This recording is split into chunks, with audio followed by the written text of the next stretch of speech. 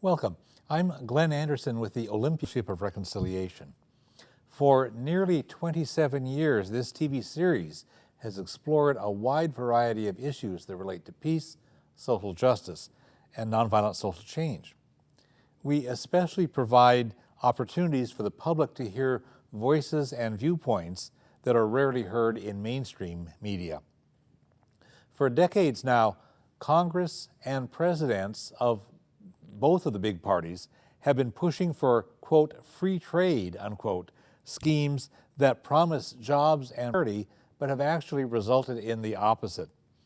For example, Bill Clinton, who ran as a Democrat, pushed NAFTA, the North American Free Trade Agreement, and the expansion of the World Trade Organization, the WTO.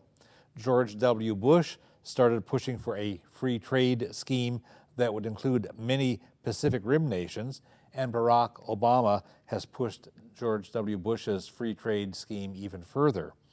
And that's what we'll be talking about mostly during this program.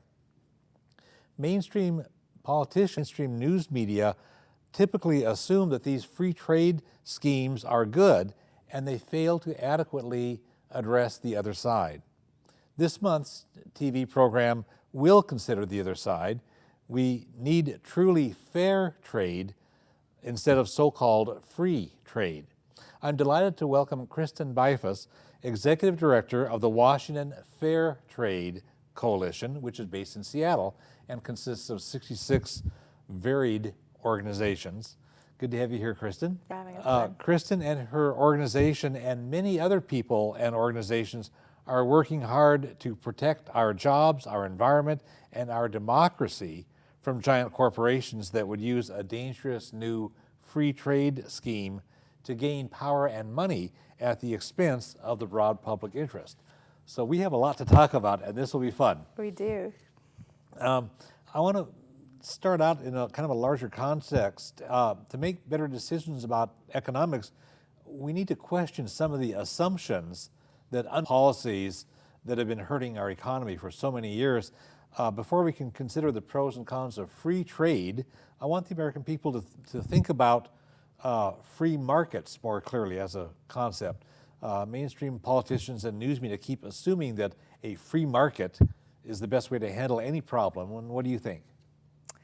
Well, I think there's this idea that a free market is unrestrained and has a certain naturalness to it, that goods and services will just flow and the market determine the value, where actually even those that advocate for so-called free markets or neoliberal economic theory don't actually acknowledge themselves that there are there's supports and subsidies within, and it just depends on who is who's benefiting from those subsidies.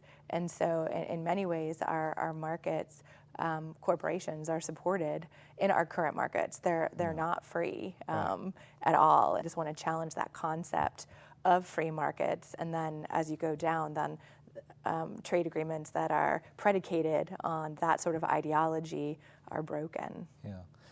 It occurs to me also that a lot of things are not well suited to a free market. You can't sell your children.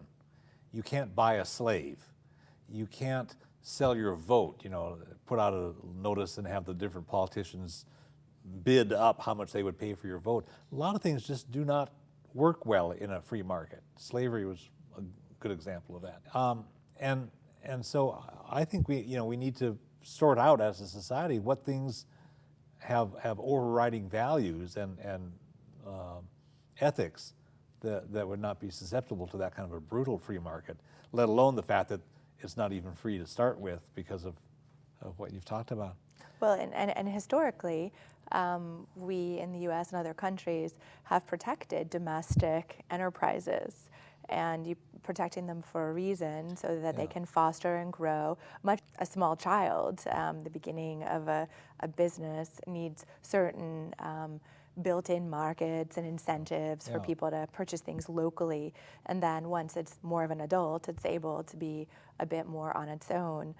However, what we're seeing is ongoing protectionism for corporations. Right, even big ones. Especially especially global big ones, multinationals. Absolutely. A lot of the people and the institutions promoting free markets and free trade are also promoting privatization. And what do you think about privatization?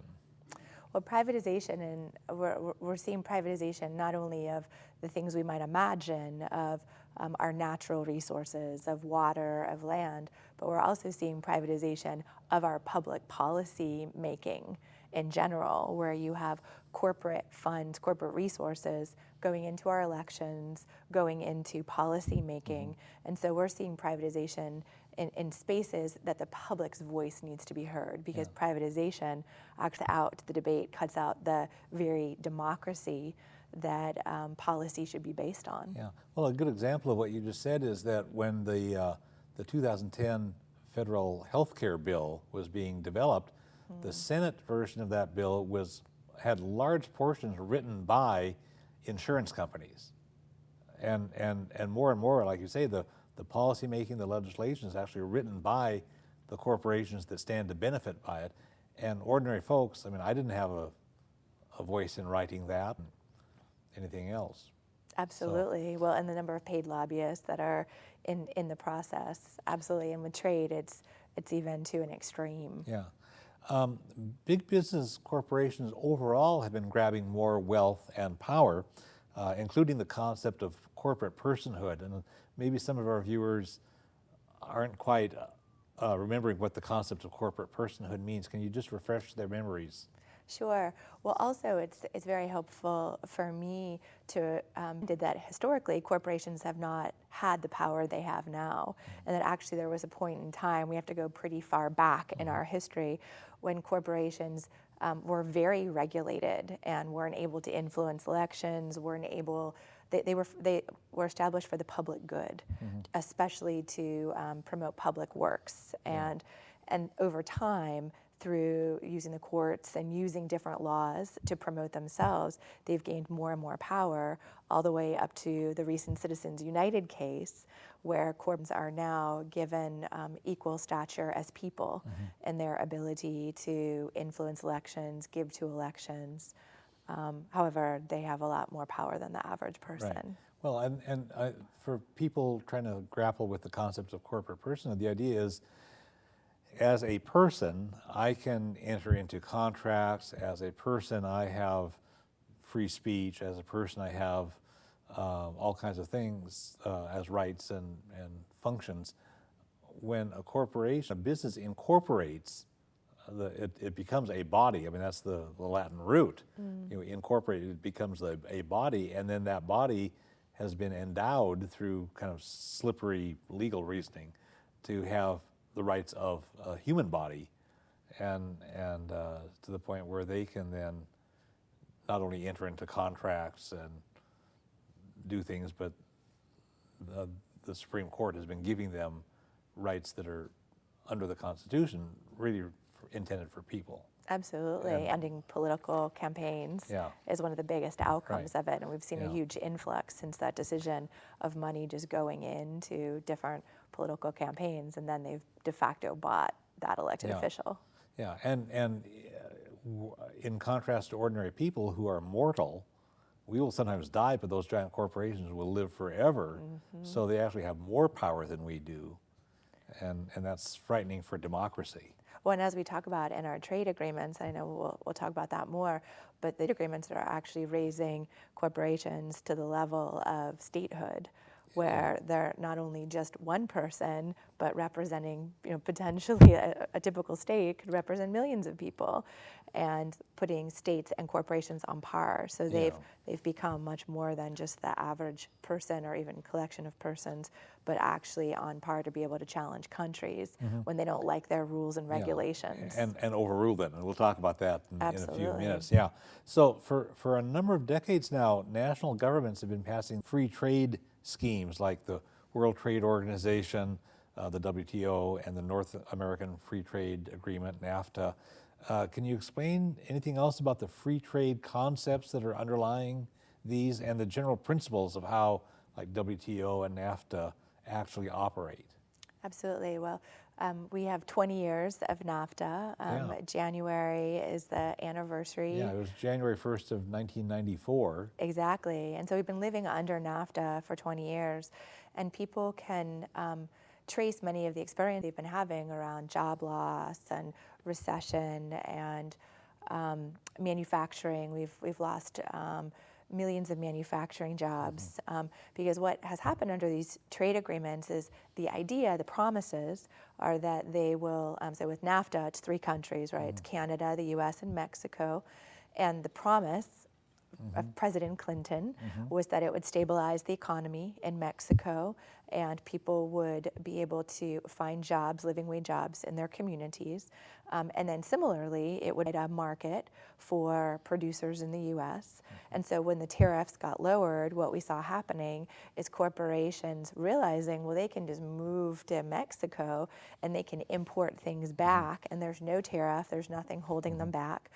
And whether it was agriculture or manufacturing, they came in, and it created a destabilization for the people in Mexico, and it's actually led to increased forced migration with people leaving, and then also people here losing work in manufacturing, and then that's less money coming in to our public entities funding all of the basic programs that we have here in Washington. It weakens the tax base when these corporations move their factories just across the border into these maquiladoras, these free trade manufacturing areas in Mexico. There's a lot of the appliances, refrigerators and electronics ovens and stuff being made in Mexico just across the border, and so all those jobs for us went away.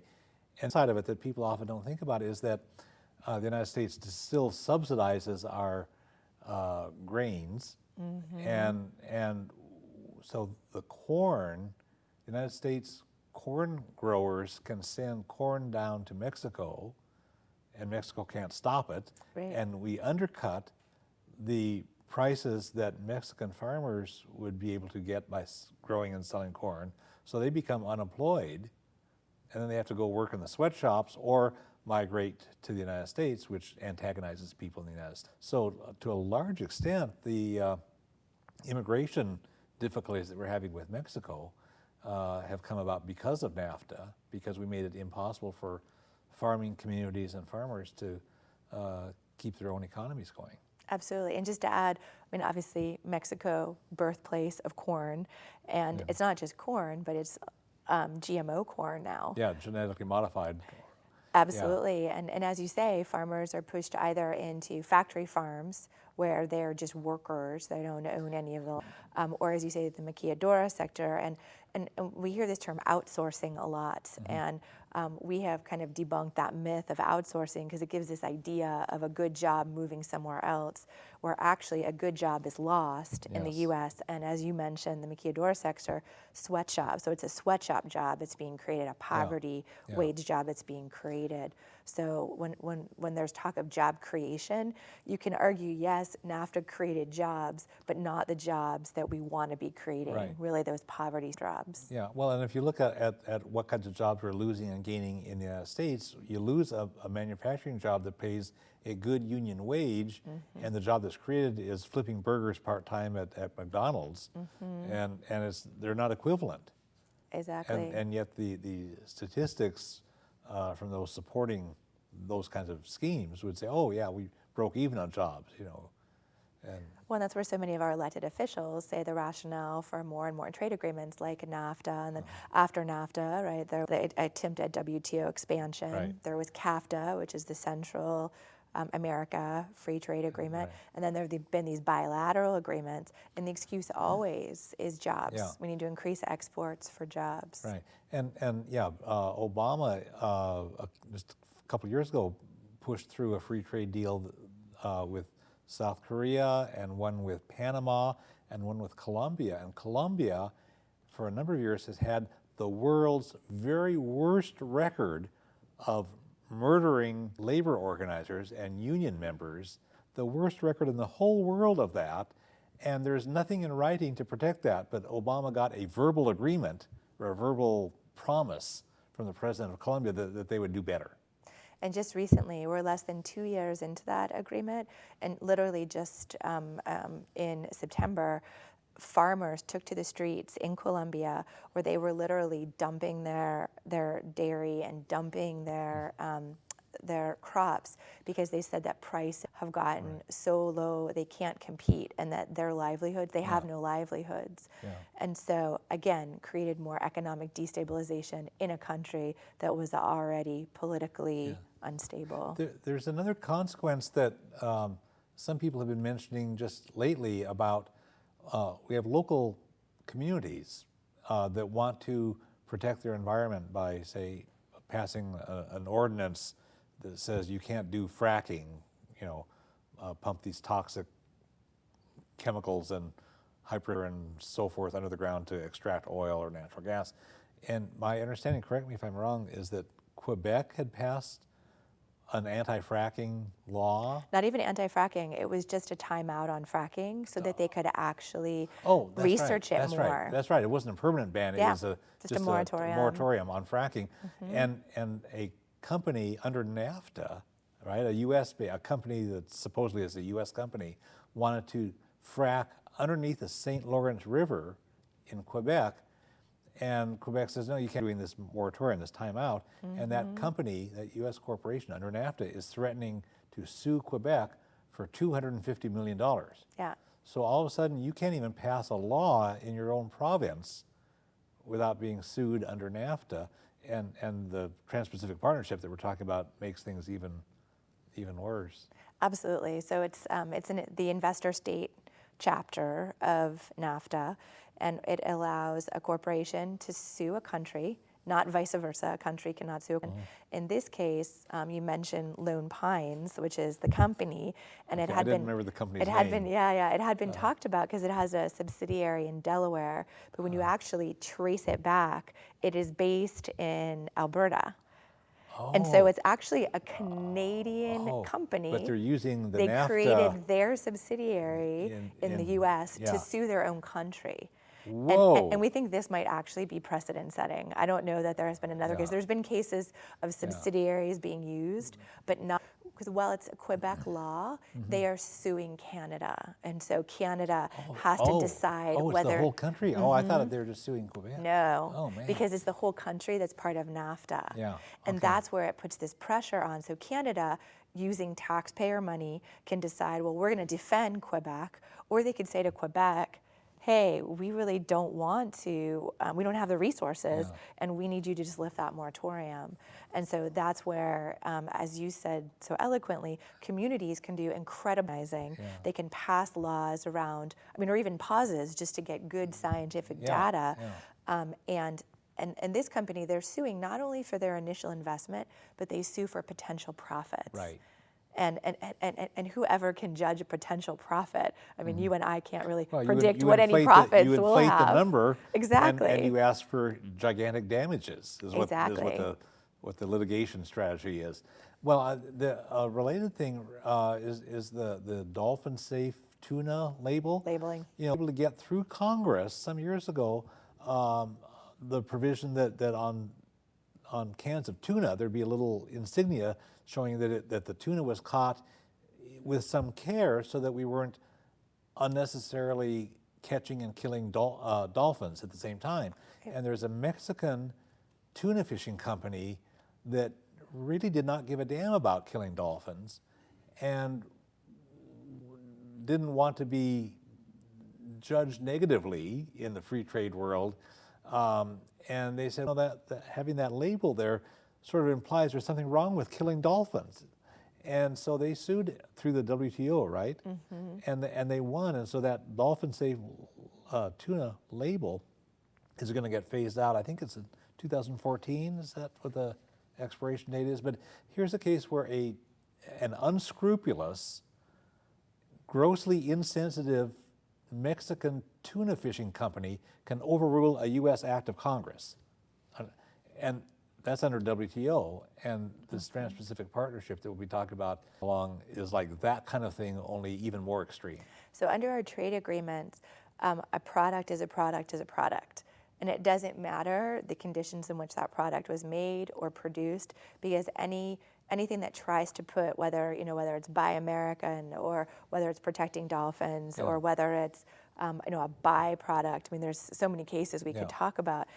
However, it's seen as discriminating. That's right. And so under these trade agreements, you're not allowed to, whether a community or you're a government, to be able to say, well, actually the product, whether it's using sweatshop labor, or it's harming the environment, or it's poisoning water, that product should have the same access as a product that uses good union labor, that has important environmental protections. And that is one of the big problems with the current model of free trade agreements. Well, and you mentioned the buy local thing. I mean, we have states and communities that give a preference for buying products produced in your own state. Right.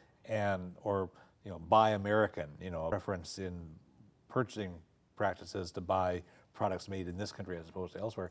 And these things would overrule all of that. They can be challenged. Yeah, Canada was not very happy with the Buy American focus during the recession, trying to encourage. And so, no, it can be a big issue. And we use it too, right? Our corporations do the same thing. But again, it's the corporations making the decision, and the people and the workers and the environment just get whipsawed. Right. As the corporations yank us around in all kinds of ways. That leads us right into talking about the Trans-Pacific Partnership. Perfect. We talk about corporations yanking us around in all kinds of nasty ways. George W. Bush started it rolling, and when President Obama took office, he kept it going, and he's vigorously pushing it now, and then pushing fast track to get it approved without adequate congressional consideration. We'll talk about fast track in a few minutes, but what would the Trans-Pacific Partnership actually do? It includes the 3 NAFTA countries, Canada, the U.S., and Mexico. We all have Pacific coasts, and 2 South American countries, Peru and Chile, and then a bunch of nations in the Pacific and bordering Pacific, Vietnam and Singapore, and a bunch of others. Australia, New Zealand, Brunei, Japan just recently joined. Oh, that's right. And part of, so there's 12 countries in total, and it started out with fewer countries. At the end of last year, Canada and Mexico joined. This year, Japan joined. And part of what makes this such a monster is that countries in the Pacific Rim can continue to join the Trans-Pacific Partnership. Even after it goes into effect. Exactly. Yeah, that's... So that's very new. We haven't seen that in any other trade deals. Well, and then that has very dangerous implications, because modifying it, as I understand, requires consensus. So some country could join the Trans-Pacific Partnership and then be just a real jerk and not allow amendments or modifications that are necessary and practical and decent. Well, they have to be under it, and that was something when Canada and Mexico joined, we were already, I think, into the 15th round of negotiations. Yeah, we've up to like 18 rounds now? 19 like have been completed, yeah. And so Canada had to, they came to the table sort of sight unseen, and they had to agree up front to anything that had been decided on, any chapter that had been closed, to be a part of it. And so now South Korea is talking about joining, and so they would have to come in and agree thing that had been agreed to by the other countries. Okay. Let's talk about what some of the specific results and implications would occur if Congress were to pass the Trans-Pacific Partnership, the TPP. What are some of the serious specific results and implications of if this were to pass? Sure. Well, first of all, just to touch on the fact that it has been a very not transparent process. Right, and we'll talk about that in a moment. And so, okay. So this is like so what we're sharing it's a black is, box that we don't know what's in there, but exactly. somehow people do know what's in there. So sort of linked text, and what we know is been in our trade agreements, for the past 20 years. Yeah. We know the model hasn't changed that much. There's been little tweaks here and there, and we also know 600 corporations are at the table. This is amazing because Congress has been prohibited from knowing what's in it. Meanwhile, 600 representatives from giant corporations, including some of the nastiest ones. The Walmarts, the Cargills, the Monsantos, the big banks. And the U.S. Trade Representative is a guy from Citigroup. There's a new representative that was just appointed by President Obama, Michael Froman, and he hails from Citigroup. So it's like the worst corporations, and you got 600 people from those kinds of entities and some governments, and they're doing this thing in secret, and Congress doesn't get to know about it. Yeah, so Congress, now they have allowed Congress some sort of access, but it's very controlled access where the corporate negotiators, they can go online and they can see what's being negotiated, where members of Congress have to go through special processes and then they're not allowed to talk about it with each other or their staff or anyone. And so it's really this veil, and even talking with past trade negotiators or past heads of USTR, under the Bush administration, for the Free Trade Area of the Americas, they put the text online. And so what they've been saying is, why all the secrecy? Yeah, especially when Obama had campaigned in 2008 for more transparency, and he's vastly more secretive than George W. Bush had been. Well, he campaiged for the renegotiation of NAFTA as well. That's right, yeah. In 2000. That's another broken campaign 2008. promise. Yeah. So what we're hearing is that, first of all, there's some 29 chapters. Only a couple of them have to actually do with the goods and services flow. Yeah, the trade. The trade part of it. Yeah, there's 29 chapters in a trade treaty, but hardly anything to do with trade. Everything else is this other... corporate rights. Yeah. As we refer to them. Vast expansions of corporate rights and permitting additional abuses. Exactly. So we've talked a little bit about the investor state chapter. There's also the intellectual property chapter, which would extend patents. So the big pharmaceutical companies are at the table. They're looking for a way to extend the patents on their drugs. Right. And the viewers need to know that some of these drugs that are needed for like malaria and HIV/AIDS and stuff, that in these poor countries, the patented drugs are horribly expensive, that lots and lots and lots of people are dying, but there are some generics that can be made, and this would extend the patents and sharply reduce access of the world's poorest people to the drugs that they need to save their lives. Exactly. Well, people here, you can think of your own experience, how we rely on generic medicines in so many of our health programs. And you think about someone who's making a couple dollars a day in Malaysia or in Vietnam. And some of the biggest resistance to the Trans-Pacific has been in the realm of global health, because so many of, as you say, the strides we've made in treating diseases such as malaria, HIV/AIDS, have been because we've been able to produce drugs and make them accessible. Because it's just not about producing the drugs, it's the people that need them the most can access them. And so in Malaysia, there's been huge protests. Also in looking at countries like Australia, New Zealand, Canada, and Japan, where their governments negotiate with pharmaceutical companies to keep drug prices low in their countries. That is another way. And so it's not just extending patents, it's also if they take a drug and it's a capsule form and they make it into a liquid form, they can then apply for a whole new patent. Right. Well, I've read from other sources, I've read about how they'll make some totally irrelevant change, some little meaningless tweak, and then be able to apply for a new patent and just keep it ongoing, even though it's the same thing. Exactly. So, yeah. Exactly. This you mentioned the intellectual property, like patents and things, but it also has to do with the things under copyright and stuff. And there was this bill that public pressure stopped, this SOPA, Stop Online Piracy Act, that was a sweeping intrusion into people's right to share information. And public pressure stopped that from Congress, but that kind of concept is in the TPP. There's huge concerns around that, and groups such as Open Media and groups that really feel the internet should be equally accessible, and that there should be this free flowing. And you think of the use of social media, you think of things like YouTube, and there's going to be, if this provision passes the way we understand it, there will be pressure for self-policing, and whether that's Yahoo or YouTube or Facebook having to do their own self-policing, and that if you have some small child singing some popular song, but they don't have the rights to be singing that song and it's up on YouTube, that it really is going to be putting unrealistic curtailments, and that obviously there's certain materials that people write and authorship that people create that they deserve to have resources come back to them, but this would go above and beyond. An example I saw about what would be at risk would be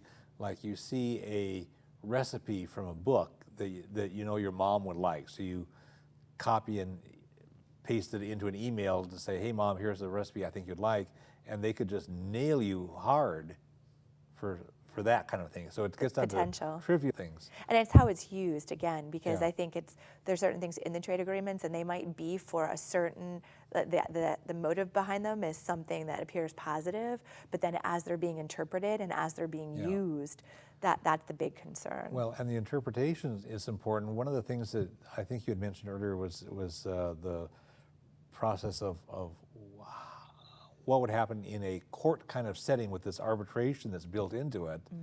And it's not like we think of a fair court system with process and impartial judge.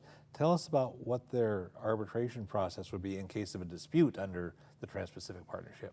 Sure, and the dispute, again, is a corporation finding problems with a country and a country's laws or a municipality's laws. And what happens is, again, the company sues the country, and the country and the company and the country each get to pick one arbitrator, and these are not judges, these are attorneys. And then they agree on a third, and again, these are attorneys that sometimes sometimes represent the company, and then they have a whole array of different remediation in front of them, from dollar amounts. We just saw a recent case under NAFTA where Cargill sued the country of Mexico for putting a pretty high tariff on high fructose corn syrup. And Cargill said, you don't get to do that, Mexico. They sued them, and they were awarded $95 million. And so there can be any sort of monetary, again, this potential profit. They could compel them to change the law. It also creates a chilling effect where, and we're seeing it here in Washington State when we're starting to talk about whether it's buy local or supporting local businesses here. Immediately the question is, are we going to be out of compliance with our trade deals? Is this going to come back to us? And so I think there is the actual court case, but then there also is the chilling effect. And then it's whether countries can actually afford, because it's incredibly expensive to fight these cases, and they're using taxpayer dollars, these cases. So whenever the U.S. is defending itself, and the U.S. has actually, by and large, won our cases. It's the other countries that have been Well, losing as long the as the U.S. cases. gets to beat the crap out of other countries, that's just with, consistent. with our dollars, right? Yeah, but it's consistent with the rest of the way the country seems to operate. But these arbitrators, they will rotate in. From what I've read, they would rotate in from giant corporations. So you might be like a vice president of a chemical company in Peru, and now all of a sudden you're an arbitrator and you're hearing cases about which you might have a conflict of interest, and then when your term is up as an arbitrator, you go back and you're a vice president at your chemical company again, or whatever it is. And likewise, any of these Pacific Rim countries that would be involved. I mean, it just seems like it's so full of blatant conflicts of interest, and it's like anybody who has a sense of what it would take to have a fair judicial process, this is not it. Well, and we're talking about the U.S. Trade Representative's office that's negotiating this, and this is all happening in the executive branch. Yes. And the agricultural negotiator came from Monsanto, and Yeah. the former head of USTR, Ron Kirk, came out of Philip Morris, and he said he was leaving USTR to go make some money. And Whoa. so he's going right back into the corporate world. It's a revolving door. Yeah, sell some more cigarettes. Some of the things I've read, I think are accurate in saying this is really kind of like a coup, where business corporations are conquering democracies, conquering governments of nations, and getting more power than. Does that resonate with you, or is that extreme language? No, we very much, that resonates with the language here. I mean, if you look at it in the sense of, and I don't want to kind of get into fast track. We will in a moment. Where we will. However, I mean, that is really a taking of our democracy here, where our elected leaders are not involved. I mean, we have elected one person into the executive branch, and he's all of these people who we don't necessarily feel are representing us, and then they put pressure on these different countries because you mentioned this was a Bush negotiated trade agreement, and Obama came in and he actually put a pause on for a year while his administration decided whether to take it up or not. And I think that is very telling because so often we hear we have to make all these concessions because we want to make the U.S. desirable to trade with. However, all of these countries waited for a year until the U.S. decided what we wanted to do.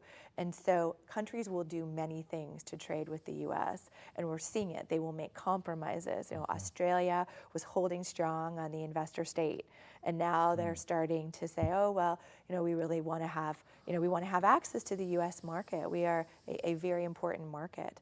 And then similarly, countries like Vietnam and Malaysia are saying, well, we want investment, we want economic stability, and that will come when corporations hire our workers and train our, and when in reality that is not the case at all. Well, and some of these governments have extremely business-friendly people heading up the executive branch. I mean, in Canada, Stephen Harper is, he's like so much in bed with the oil companies and other big business and against labor and against all the progressive values that we would think of as what Canada used to have.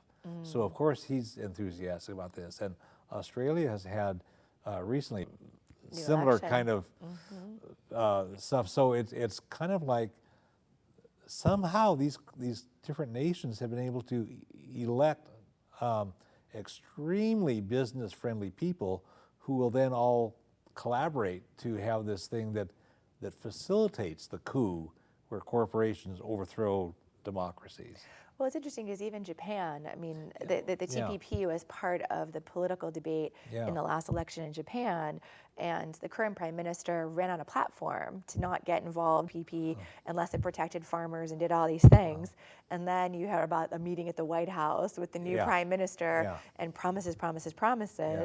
And we should also point out that there's ongoing resistance here in the U.S. and there's resistance. We're doing a TV show right now. And all of the countries. Well, I mean, like in Japan, a small rally is 6,000 people, and so people are in the street. and putting pressure on their elected leaders who aren't representing them. Well, is there anything else we need to know about the lack of transparency in the negotiation? We've covered that pretty well, and it may be that we should mention the fast track, which would be the next step. Tell us the concept of fast track. What is that? Sure. What does fast track mean? And then how would it pertain to this? So fast track, the U.S. Congress, under the U.S. Constitution, has the authority to regulate foreign commerce. And so they basically should be the ones who are negotiating trade agreements. And however, the USTR, which is in the executive US branch, Trade Representative's office, they are the ones that are doing kind of the diplomacy and are put in the role of negotiations.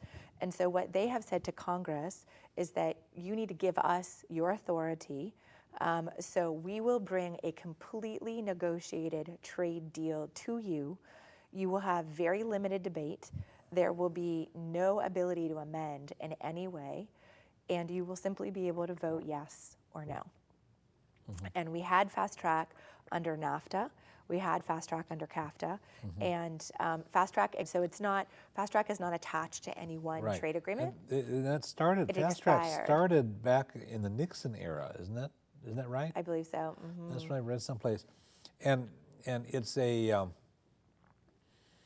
it's the kind of thing that should be an affront to the American people to have that kind of a thing. To democracy. And part of the damage I think that fast track causes is because this can't be adequately debated in Congress and can't be amended at all, it doesn't make any news. So not only is Congress kept in the dark, but the concept of fast track keeps the Trans-Pacific Partnership and these other free trade deals out of the public conversation. Mm-hmm. And that's, I think, an even worse affront to democracy than keeping Congress in the dark.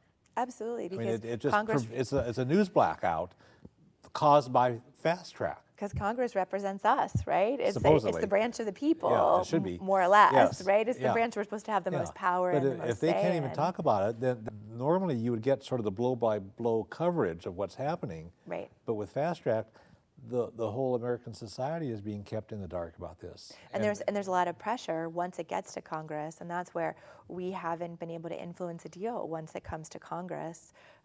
And where we have our power is in the negotiation process. And so if Congress is taken out of that, we lose our power to influence it in any way or to stop it. How could we stop fast track? So fast track, we can stop. So there's a step on fast track that's not attached to the Trans-Pacific Partnership. Right, that decision comes first. Exactly, exactly. So that will be coming up for a vote in October. Okay, and we're taping this program in mid-September. Right, so that vote would be in October. Potentially in October. A lot of things were running slow on this anyway. So it might not be people will be happening viewing then. this starting in early November. Exactly. When this program will start airing. So hopefully the vote hasn't come up yet. Yes. And so we have been reaching out to our members of Congress, our senators or representatives. Representative McDermott has already pledged to vote no on fast track. As far as I know, he's the only member of Washington State's congressional delegation in either the House or the Senate who is clear. The others are saying, "Oh, it's for trade. Washington cares about trade. Let's just do it." There's a lot of that kind of where mindless. we're not sure. We need to see what the fast track legislation says.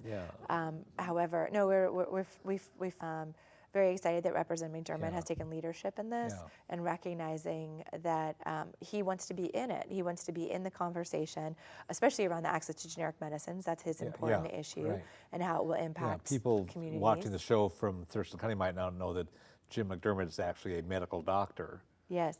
So he knows these kinds of things. So and knows the global repercussions, right? How communities in Africa are going to be impacted by the Trans-Pacific Partnership. Very much informed of all that. So our message is that our elected members of Congress in the Trans-Pacific Partnership, and so they cannot give away their authority before they've actually seen the text. And so by saying no to fast track, they're not saying no to Trans-Pacific Partnership. They're saying we want to have access to it, and we want to have input from our community, the people who have put us in office, our constituents. And so And fast track will just will continue, and there's trade agreements that are coming behind the Trans-Pacific yeah. Partnership that would also fall under fast track, and so that's why, from a democratic point of view, Yes, this is small d democratic, not partisan, but right. Those who care about democracy. Yeah, exactly. Or the big D, democracy. Yeah.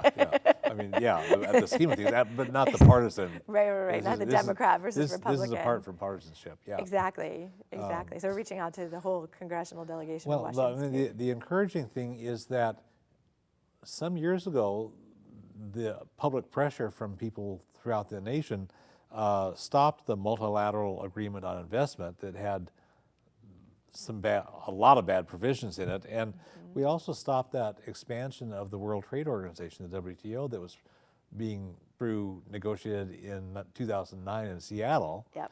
And so the public says, absolutely not. You're not representing us, and we won't allow it. And we were able to stop those. And I would also add the free trade area of the Americas. Yes. Also went down because of huge pressure. There was a huge rally up at the Peace Arch around that. Right. So even though the forces of politics and wealth are stacked against us, this is actually something that we can win with broad public organizing. It's people pressure. Yeah. And that has always been the antidote to the rise of corporate power has only been checked by people pressure. Yeah.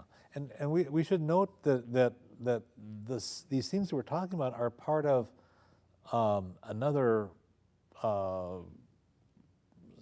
set of public policies around economics and things that, all around the world, banks and big businesses are grabbing more power and squeezing government, squeezing working people, squeezing poor people, squeezing governments, so that you have governments of some European nations going broke, and ordinary people, but the richest corporations and financial institutions and a lot of politicians have been encouraging more of the same, which squeezes people, and these austerity programs where they say, oh, well, the way to avoid defaulting on your debt is to cut poor, take away food, take away healthcare, take away education, privatize everything like we talked about earlier.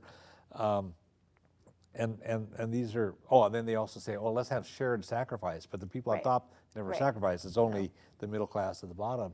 So these things we're talking about are sort of in this larger context where the whole push has been toward more wealth accumulation at the very top and more poverty from everybody from the middle class on down. I just wonder if you could address that shared sacrifice, which is bogus, or the austerity programs that are so devastating.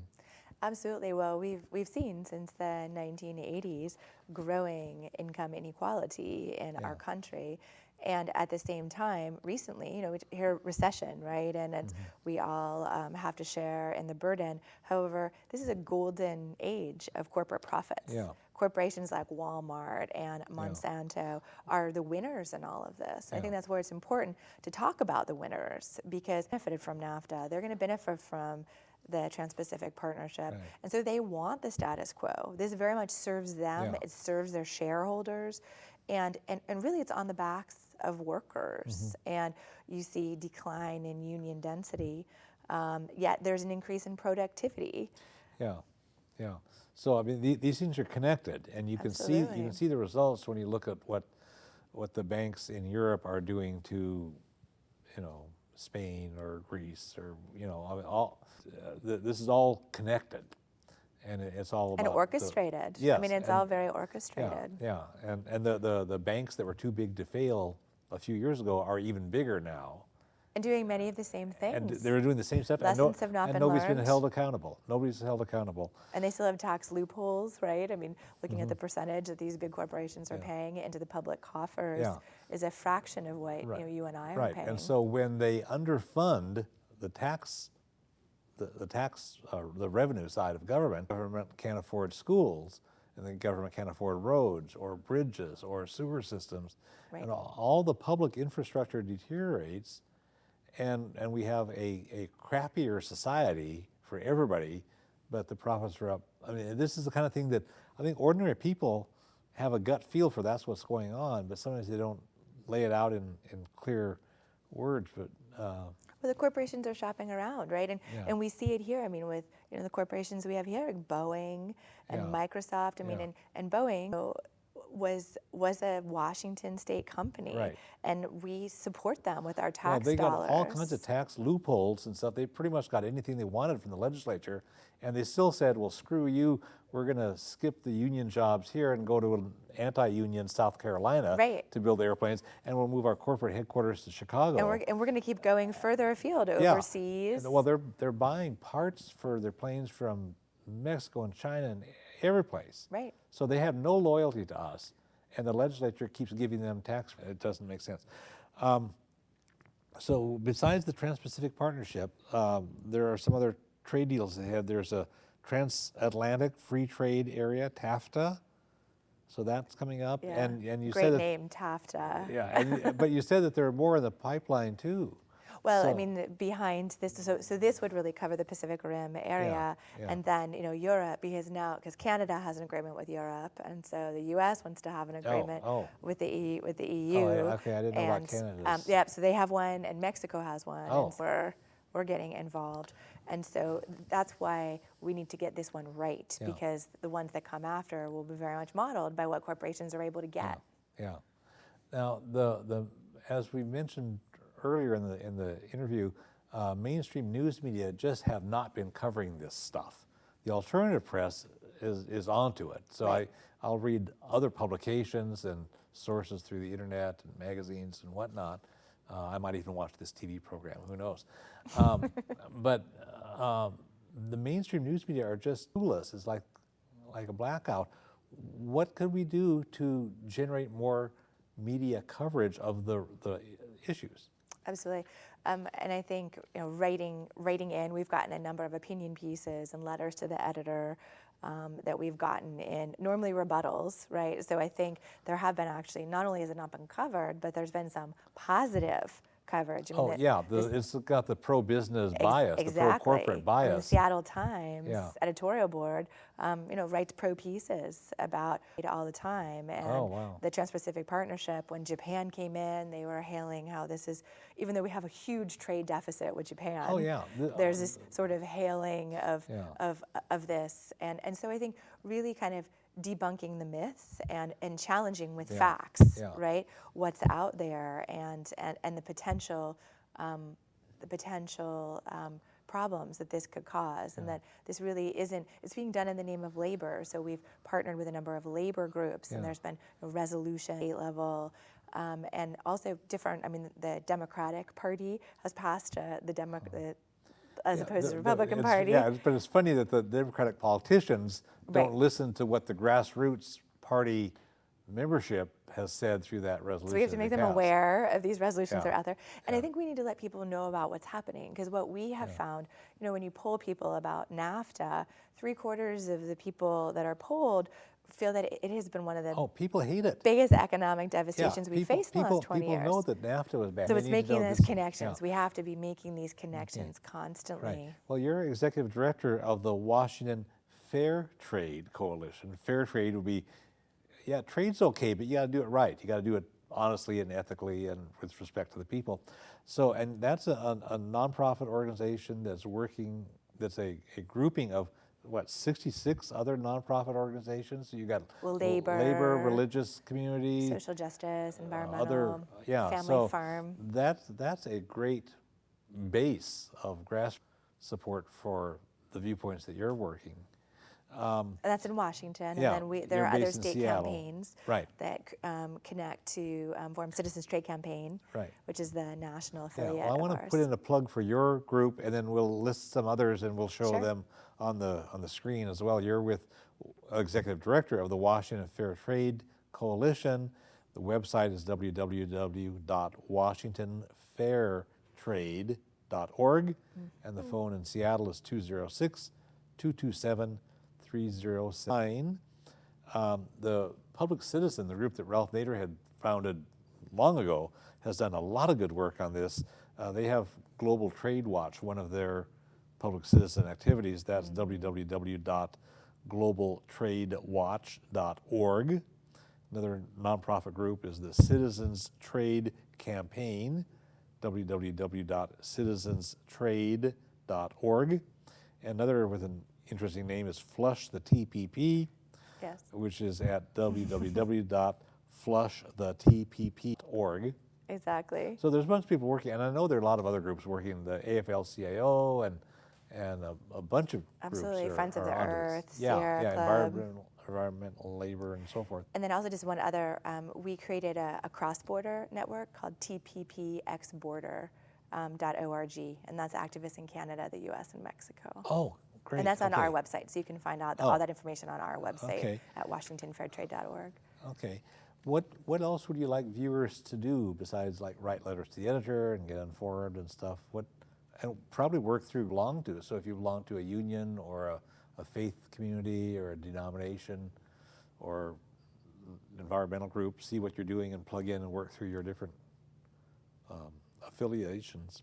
Absolutely. Well, trade can connect to everything, and trade does connect to everything. Yeah. And so whether, as you say, it's a social justice faith organization or a labor organization, to be informing yourself about how trade agreements might impact the work that you're doing, and to be making those connections. So when you're advocating for whether it's climate change or labeling of GMO foods or immigration reform, to look at how trade plays into both the problem making as well as how trade could potentially challenge the hard-fought work of your communities. And so by being smart on that, you can talk about it within the issues that you're working on. And the examples you gave just now are things that we have done past TV programs on. The genetically modified foods is the theme of our October 2013 program. We've done programs on immigration. We've done trade programs going back for years, WTO and everything else. So you can watch back issues through our website, which I'll mention near the end of the show. Great. So I want to thank Kristen Beifus. I want to thank all the folks who've been watching. In recent decades, the gap between extremely rich people and everybody else has been widening terribly. This has caused gross injustices and horrible suffering in this country and around the world. Injustice and suffering lead to violence and war. The world cannot achieve peace while such economic injustices exist. The Olympia Fellowship of Reconciliation wants our nation and the whole world to run their economies in ways that are fair to everyone, instead of ripping off people on the bottom in order to further enrich the people who are already rich at the very top. The free trade schemes that the powerful forces have been pushing through the governments of our nation and through mainstream media and through other nations have resulted in these kinds of gross injustices and horrible suffering. So instead of free trade, we need fair trade, fair for everybody. Instead of a few extremely rich elites running the economy, we need broad participation from everybody, a real democracy to shape an economy that will work for all of us. Fairness throughout the economy is necessary if we want peace and justice. You can get information about a wide variety of issues related to peace, social justice, economic justice, and nonviolence by contacting the Olympia Fellowship of Reconciliation at 360-491-9093, and you can watch previous TV programs and get more information about a lot of issues at www.olympiafor.org. We are all one human family. We all share one planet. We can create a better world, but we all have to work at it. And the world needs what you have to offer. Thanks.